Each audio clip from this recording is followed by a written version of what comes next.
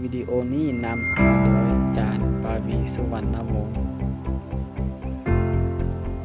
จุดประสงค์สร้างวิดีโอนี้แม่นเพื่อแสดงให้เห็นถึงแรงดันของอากาศ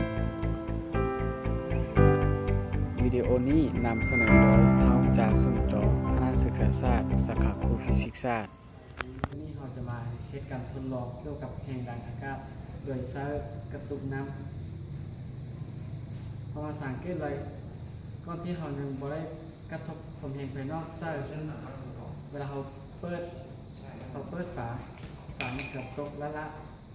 เวลาเรามาเบิ่งกรณีว่าเรากระทบความแรงภายนอกใช่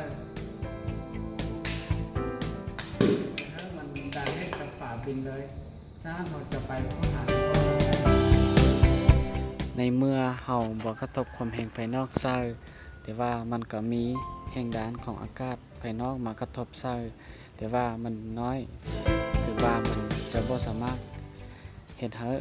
แรงดันอากาศภายในสามารถเพิ่มขึ้นได้แต่ว่าในเมื่อที่เรากระทบความแรงภายนอกใช่เฮ็ดให้แรงดันอากาศอยู่ในมันจะ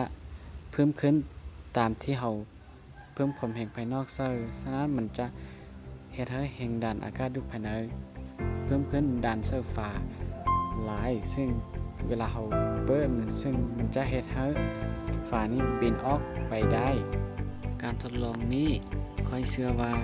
จะมีคนประโยชน์เกทานบ่หลายกันน้อยและวิดีโอนี้สามารถใช้ในการเรียนการสอนเพื่อบุคคลที่ต้องการคำตอบ